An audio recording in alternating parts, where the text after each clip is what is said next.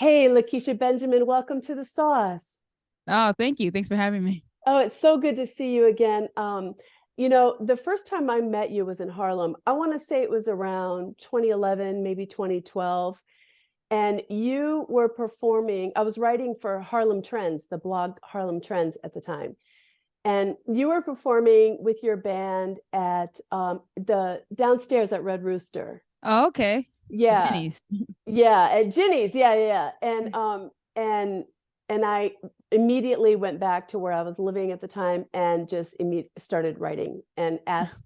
And I think the reason that I learned about you is because Motema Music, I think you were recording for them, that your first album. They Totally. had sent me the album and I was going to New York and I was like, oh, I gotta find Lakecia Benjamin, see her live. And it was the most exciting, thrilling, wonderful, just great, great music. Everybody was celebrating. It was a beautiful first album. And wow, have you even as if you couldn't rock it any farther, you continue to just like deepen in the stratosphere. And now you're at this new place with a new album called Phoenix. But before we get to that, I just want to know, because I know that you grew up in Washington Heights and you take a lot of pride in that. And I want to know when did you realize that you were going to be such a great musician and master of the saxophone? Okay, hard questions first. Yeah, I do take a lot of pride in being from Washington Heights, actually. But I don't think I had that kind of thought process. I guess when you think you're a kid and you're like, oh, what I want to grow up and be an astronaut, and then you go down the path. I just when I got into music, it was something I loved doing, and it was something that I guess kind of was like a safe keep for me. So I Mm. was always practicing. I was always just in my own world doing it. No one ever really gave me a heads up that, hey, this is a career or a job or something you can get paid for. They just kind of were like, you're a kid, you do this. And, maybe college introduced the idea of that, life costs money. And so I don't think I ever had that, I guess, that plan that everyone has. You go to school, you learn something, you start getting paid for it, and then you try to make lucrative income. I just was always like, this is just what I do.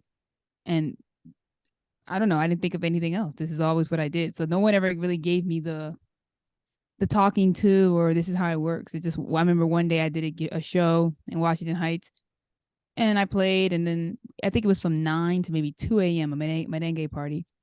And then after, they gave us rice and Ooh. beans during the gig. And then after that, someone gave me a handshake and I saw some money in it. And I was like, hey, you dropped your money.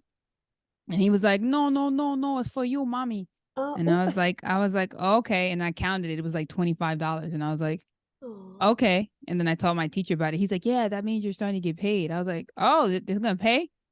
oh, isn't but that but something? even then, I didn't think about it like, I'm not used to paying rent yet. So I'm thinking this is like $25 for the bodega, You're right. you know? Yeah.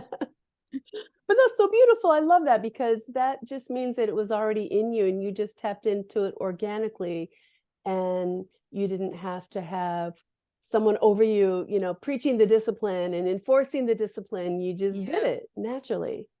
Yeah, totally. I never Yeah. had that when people say, oh, you need a backup for music. I didn't know what they were talking about. Wow. Amazing. Amazing. Amazing.